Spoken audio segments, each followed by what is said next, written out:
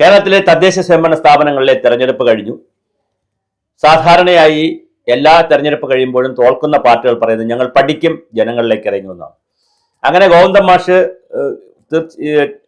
തെരഞ്ഞെടുപ്പിന് തൊട്ടു മുമ്പ് 24-ലെ ഗോപികൃഷ്ണനുമായിട്ട് കൈകൊടുത്തുകൊണ്ട് പറഞ്ഞത് ഞങ്ങൾ ഉജ്ജ്വലമായ പോരാട്ടം നടത്തി അതിഭയങ്കരമായ ഭൂരിപക്ഷത്തോടുകൂടി തദ്ദേശ ഭരണ സ്ഥാപനങ്ങളിലേക്ക് വരും. അതിനെ തുടർന്ന് മൂന്നാം ടേമിലും പിണറായി വിജയൻ വരും എന്ന് പറഞ്ഞു.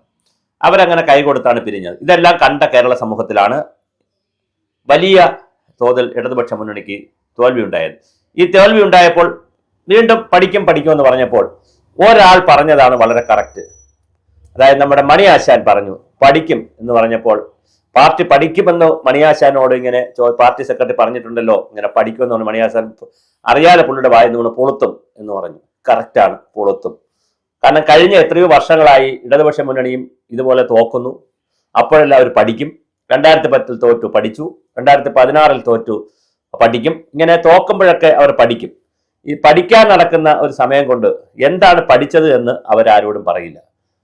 കാരണം സോവിയറ്റ് റഷ്യ തകർന്ന സമയത്ത് ഇതുപോലെ പഠിച്ചു. ഗ്ലാസ്നോസ്റ്റ് പെരിസ്ട്രോയിക്ക EMS പഠിച്ച് അവസാനം EMSന്റെ മരണം വരെ അത് ആരോടും ഒന്നും പറഞ്ഞില്ല. ചോദിച്ചവരോടെല്ലാം കുറ്റം പറഞ്ഞു. ഡോക്ടർ MB പരമേശ്വരനായിരുന്നു പിന്നെ പഠിച്ച ഒരാൾ. സോവിയറ്റ് റഷ്യയിലൊക്കെ പോയി ജോലിയൊക്കെ ചെയ്ത് അവിടെ നിന്ന് സോവിയറ്റ് റഷ്യയായിട്ടൊക്കെ നല്ല ബന്ധമുണ്ട്. സോവിയറ്റ് റഷ്യയുമായി ബന്ധപ്പെട്ട വിഷയത്തിലാണ് പുള്ളിയുടെ ജോലിയൊക്കെ രാജിവെക്കേണ്ടത്. അത് ആ വിഷയം ഇപ്പൊ തുറക്കുന്നില്ല. അപ്പൊ അദ്ദേഹം ഇതുപോലെ പറഞ്ഞായിരുന്നു പഠിച്ചു തരാം. അവസാനം അദ്ദേഹം ഇതുവരെ പഠിച്ചില്ല. അദ്ദേഹം ഏകദേശം നല്ല 90 വയസ്സിൽ കൂടുതൽ പ്രായമുണ്ടെന്ന് തോന്നുന്നു. അത് ഇതുവരെ ഗ്ലാസ്നോസ്റ്റ് പെരിസ്ട്രോയിക്ക ഇതുവരെ പഠിച്ചു തീർന്നിട്ടില്ല. അപ്പൊ ഈ പഠിത്തം എന്നും നടക്കുന്നുണ്ട്. പക്ഷെ എന്റെ പരാതി അതല്ല. മണിയാശാൻ പറഞ്ഞ അനുസരിച്ച് ഈ പെൻഷൻ വാങ്ങിച്ച 2000 രൂപ പെൻഷൻ വാങ്ങിച്ച 1600 രൂപ നേരത്തെ പെൻഡിങ് ഉണ്ടായിരുന്ന കൊടുത്ത 3600 രൂപ പെൻഷൻ വാങ്ങിച്ചവരോ അംഗനവാടിക്കാരോ ആശാ വർക്കേഴ്സോ പാചക തൊഴിലാളികളോ 35 വയസ്സിനോ 60 വയസ്സിനിടയ്ക്കുള്ള സ്ത്രീകൾക്ക് കൊടുത്ത 1000 രൂപ കിട്ടിയവരോ അല്ല ശരിക്കും ആശാനെ നക്കിയിട്ട് പറ്റിച്ച വേറൊരു ഭാവമുണ്ട്. ആശാൻ എന്തുകൊണ്ട് അത് പറഞ്ഞില്ല എന്നുള്ള നവകേരള സദസ്സ് നടത്തി കേരളമാകെ ഒരുപാട് മധ്യവർഗ ആളുകൾക്ക് ഭക്ഷണം കൊടുത്തു. അവരെല്ലാം പറ്റിച്ചില്ലേ? അവരെല്ലാം നക്കിയവരല്ലേ? ലോക കേരള സഭ നടത്തി, ഇവിടെ നടത്തി, ലോകത്തെല്ലായിടത്തും പോയി നടത്തി, അതിൽ ഒരുപാട് രാജ്യങ്ങളിൽ പോയി നടത്തി. അവരെല്ലാം പറ്റിച്ചു. ഇനി വേറൊരു കാര്യമുണ്ട്. സാംസ്കാരിക നായരെ മുട്ടിന് സാംസ്കാരിക നായരെ വിളിച്ചു കൂട്ടി പിണറായി വിജയൻ. അവരെല്ലാം നക്കിയിട്ട് അവരെല്ലാം നല്ല ഭക്ഷണം കഴിച്ചവരാണ്. നക്കിയിട്ട് പറ്റിച്ചു. അതുപോലെ തന്നെ ശബരിമല ആഗോള അയ്യപ്പ സംഗമം നടത്തി, നല്ല ഭക്ഷണം കൊടുത്തു, സൂപ്പർ ഭക്ഷണം കൊടുത്തു. കഴിച്ചവരെല്ലാം നക്കി, അവരെല്ലാം പറ്റിച്ചു. അതുപോലെ ഓരോ പരിപാടി, പിന്നെ സാംസ്കാരിക നായരുടെ പരിപാടി വിളിച്ചു, മീരയെ പോലുള്ളവരുടെ സപ്പോർട്ട് കിട്ടി, അവരെല്ലാം ഭക്ഷണം കഴിച്ചു ഇതിന്റെ കെയർ ഓഫിൽ. പക്ഷെ എല്ലാവരും പറ്റിച്ചു. ഞാനിത് പറയുന്ന കാര്യം, ഈ കേരളത്തിലെ പൊതുസമൂഹം പഴയ സമൂഹമല്ല. പണ്ട് കാലത്താണെങ്കിൽ ഈ PR വർക്ക് മാത്രം കൊണ്ട് നമുക്ക് രക്ഷപ്പെടാൻ പറ്റും. കാര്യം ഗ്രാമത്തിലുള്ളവരൊക്കെ ഇതൊക്കെ വിശ്വസിക്കും. ഇന്നതല്ല. ഇന്ന് യഥാർത്ഥത്തിൽ പ്രതിപക്ഷം വേണ്ടത്ര സമരം ചെയ്തോ? കഴിഞ്ഞ 6 മാസത്തിനിടയിൽ പ്രതിപക്ഷം എന്ത് സമരം ചെയ്ത? കേരളത്തിൽ ഒരു സമരം ചെയ്തില്ല. അവരിങ്ങനെ പ്രസ്താവനകൾ നടത്തി, യുദ്ധങ്ങൾ നടത്തില്ല. അതേസമയം ഏറ്റവും വലിയ പ്രതിപക്ഷമായിരുന്നത് മാധ്യമങ്ങളാണ്. കുഞ്ഞു കാര്യങ്ങൾ. എന്തൊരു മണ്ടൻ മുഖ്യമന്ത്രിയാണ്. കാരണം പഞ്ചായത്ത് രാജിന്റെ തെരഞ്ഞെടുപ്പ് അടുത്ത് പ്രഖ്യാപിച്ചിരുന്ന 4 ദിവസം ഉള്ളപ്പോഴാണ് അദ്ദേഹം 1,10,00,000 രൂപ കാർ വാങ്ങിക്കാൻ പോകുന്നത്. 2 ദിവസം ഇന്നിപ്പോ കഴിഞ്ഞ് വാങ്ങിച്ചാൽ വല്ല സംഭവിക്കോ?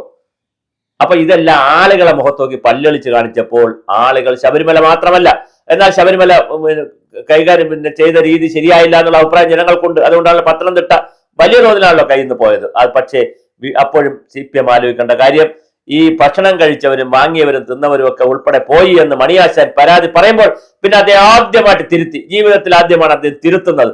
അതുവരെ അദ്ദേഹം തിരുത്തത്തെ ഇല്ലായിരുന്നു. ഇതുവരെ ആണെങ്കിൽ അദ്ദേഹം പറഞ്ഞതിൽ ഉറച്ചു നിൽക്കും, പിടിച്ചു നിൽക്കും. അങ്ങനെ നിന്ന് ആശാനാണ്, പിന്നെ എന്താണ്, പിന്നെ നാട്ടുഭാഷയാണ്, ഗ്രാമ്യ ഭാഷയാണ്, ഗ്രാമീണ വാമൊഴിയാണ്, വരമൊഴിയാണെന്നൊക്കെ പറഞ്ഞു നിൽക്കും. പക്ഷെ ഇവിടെ MA ബേബി വിളിച്ച് ശരിക്ക് പറഞ്ഞ് മര്യാദയ്ക്ക് ഇരിക്കണമെന്ന് പറഞ്ഞപ്പോൾ പാർട്ടി സെക്രട്ടറി പറഞ്ഞല്ലോ, ഇനി എനിക്കൊരു അഭിപ്രായം ഇല്ല, ഞാനതിന് നാക്കുപിഴ ആണെന്ന് മണിയാശാൻ തന്നെ പറഞ്ഞു. സാധാരണ അങ്ങനെ വരുന്നതല്ല കേരളത്തിൽ നാക്കുപിഴ എന്ന് പറഞ്ഞു. ഇതിനകത്ത് നല്ല തമാശയുള്ള കാര്യം, കേരളത്തിലെ കൊല്ലം ജില്ല അവരുടെ കണ്ണൂരാണ്. കണ്ണൂർ കഴിഞ്ഞാൽ തെക്കൻ ജില്ലകളിലെ കണ്ണൂരാണ്. എന്ത് സംഭവിച്ചു?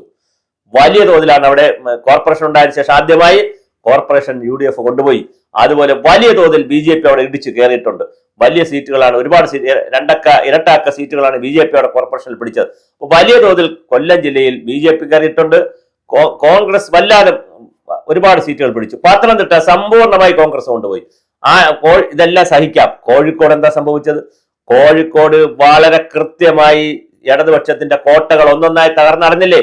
അവിടെ കോർപ്പറേഷനിലെ 2 മേയർമാർ മത്സരിച്ച ഡോക്ടർ ബീന ഫിലിപ്പും പ്രേമജോവും മത്സരിച്ച് നേരത്തെ മേയർമാരായിരുന്ന 2 സീറ്റിലും രണ്ടുപേരും നിന്ന മേയർ സീറ്റിൽ ആ ഒരു BJP-കാരനാണ് ജയിച്ചിരിക്കുന്നത്. എന്താ സംഭവിക്കുന്നത്? അപ്പൊ അതുകൊണ്ട് വളരെ വലിയ തോതിലാണ് എനിക്ക് പറയാനുള്ളത്. മണിയാശാൻ പറയുന്നതനുസരിച്ച് ഈ നക്കിയവരാരും മണിയാശാനെ രക്ഷിച്ചിട്ടില്ല, വോട്ട് തന്നിട്ടില്ല നമുക്ക്. അവരെല്ലാം നക്കി നന്നായിട്ട് പോയി. അത് മസ്കറ്റ് ഹോട്ടൽ മുതൽ താഴോട്ട് സാധാരണ കല്യാണ സദ്യ പോലെ കൊടുക്കുന്ന സദ്യകൾ വരെയുള്ള ഒരുപാട് ആളുകൾ നമുക്ക് കൊടുത്തു. പണ്ട് അടൂർ ഫാസിയുടെ ഒരു സിനിമ വന്നിരുന്നു.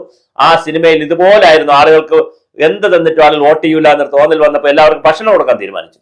അങ്ങനെ കറക്റ്റ് ഇല എണ്ണി ഭക്ഷണം കൊടുത്തു. കഴിച്ചവരുടെ എല്ലാം എണ്ണി കറക്റ്റായിട്ട് നിശ്ചയിച്ചു 500 വോട്ടിന് ജയിക്കും സ്ഥാനാർത്ഥി എന്ന്. പക്ഷേ തോറ്റുപോയി. അപ്പോൾ അവർ പറഞ്ഞു ഈ തെണ്ടികളൊക്കെ വാങ്ങിച്ച് തിന്നുകൊണ്ട് പോയി നക്കിയതല്ലാതെ നമുക്ക് വോട്ട് തന്നില്ല എന്നുള്ള ഒരു വാദം വന്നു. അപ്പൊ വളരെ കൃത്യമായി അങ്ങനെ നടക്കും ആശാനെ. കേരള സമൂഹം പഴയ കേരളമല്ല.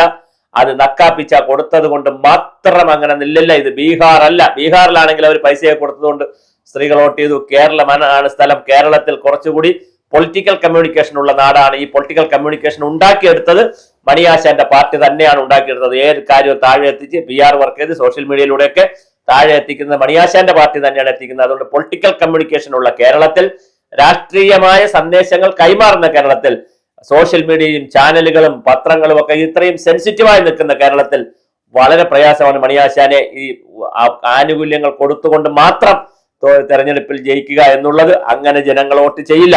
കാരണം അസീസ് പറഞ്ഞതുപോലെ, RSPയുടെ അസീസ് പറഞ്ഞതുപോലെ, ഇത് ആരുടെയും തന്തയുടെ വകയല്ല, മണിയാശാന്റെ തന്തയുടെ വകയല്ല. ഇത് കേരളത്തിലെ സർക്കാരിന്റെ ടാക്സ്, ആളുകൾ കൊടുക്കുന്ന ടാക്സിലെ പൈസയാണ്. പെൻഷൻ എന്ന് പറയുന്നത് അർഹതപ്പെട്ട പൈസയാണ്. വാങ്ങുന്നതെന്നൊക്കെ പറഞ്ഞ് ആവശ്യമുള്ള തന്തയ്ക്ക് വിളിയും തള്ളയ്ക്ക് വിളിയും മണിയാശാൻ വാങ്ങിച്ചു പിടിച്ചു. വല്ല കാര്യം ഉണ്ടായിരുന്നു മണിയാശാനെ? മണിയാശാൻ മനസ്സിലാക്കേണ്ടത്, മണിയാശാൻ പറഞ്ഞപ്പോ തെറ്റിപ്പോയി. മണിയാശാൻ തിരിച്ചു പറഞ്ഞിരുന്നെങ്കിൽ കുഴപ്പമില്ലായിരുന്നു. പെൻഷൻ കിട്ടിയവർ വോട്ട് ചെയ്തില്ല എന്ന് പറഞ്ഞാൽ അവർ പെൻഷൻ വാങ്ങി വോട്ട് ചെയ്യാൻ നിൽക്കുന്ന, കൂലിക്ക് വോട്ട് ചെയ്യാൻ നിൽക്കുന്നവരാണെന്നൊരു തോന്നലുണ്ടായിരുന്നു. പക്ഷെ മണിയാശാൻ പറഞ്ഞത് കേരള സർക്കാരിന്റെ വികസനത്തിന്റെ സദ്യകൾ ഉണ്ടവർ, വികസനത്തിന്റെ നവകേരള സഭയിൽ പങ്കെടുത്തവർ, ആ സദസ്സിൽ പങ്കെടുത്തവർ, പിന്നെ അതുപോലെ തന്നെ ലോക കേരള സഭയിൽ പങ്കെടുത്തവർ, അതുപോലെ സാംസ്കാരിക നായരെന്നും സാമൂഹ്യ നായരെന്നും പറഞ്ഞ് സാഹിത്യ അക്കാദമിയിലും പിന്നെ തിരുവനന്തപുരത്ത് ജിമ്മി ജോർജ് സ്റ്റേഡിയത്തിലും അങ്ങനെ ഓരോ സ്ഥലത്തായിട്ട് വിദ്യാർത്ഥികളെ, യുവാക്കളെ എന്നൊക്കെ പറഞ്ഞ് കുറെ പേരെ വിളിച്ചു കൂട്ടിയല്ലോ. അതുപോലെ തന്നെ തോമസ് ഐസക്കിന്റെ നേതൃത്വത്തിൽ വിജ്ഞാന കേരളം എന്ന് പറഞ്ഞ് ഒരുപാട് പേരെ വിളിച്ചു കൂട്ടി ചോറ് കൊടുത്തു. ഒരു കാര്യമില്ല. അന്നേ നമ്മൾ പറഞ്ഞാണ് അതൊക്കെ ഉടായ്പാണ്, തട്ടിപ്പാണ്, ഐസക്കിന്റെ വേറെ തട്ടിപ്പ് പരിപാടിയാണെന്ന്. വളരെ കൃത്യമായിരുന്നു തട്ടിപ്പ് പരിപാടി. ഇതെല്ലാം വന്നപ്പോ എന്താ സംഭവിച്ചു? ആളുകൾ നന്നായി ഉണ്ടു, അവർ നന്നായി ഉറങ്ങി, അവർ വോട്ട് ചെയ്യാൻ പോയപ്പോൾ വോട്ട് ചെയ്തില്ല. ഇത്രയേ ഉള്ളൂ. വളരെ സിമ്പിൾ ആണ്. Theory is very simple. Vote ചെയ്യാൻ തീരുമാനിച്ച ആളുകൾ അവർ പോയി അവർ വേറെ ആളെ വോട്ട് ചെയ്തു. അത്രയേ ഉള്ളൂ. വളരെ വളരെ സിമ്പിൾ ആണ് കാര്യങ്ങൾ.